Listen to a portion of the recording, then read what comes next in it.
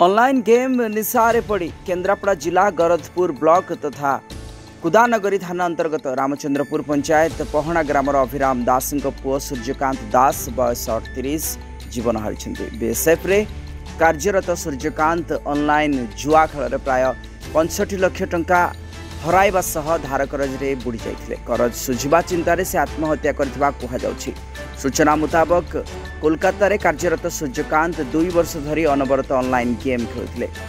दरमा अर्थ online game रे लगाइबा सह बापा भाई सांगसाथी और संपर्क ठारू से धार करज करथिले।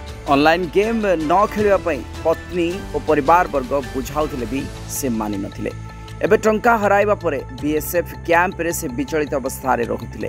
गत शनिवार सूर्यकांत निज हाथ काटी वीडियो कॉल रे 65 लाख टंका हराइथिबारु आत्महत्या परिवार लोकंकु देखाइथिले। रविवार दिन बापा और पत्नी तांका सह आलोचना करथिले।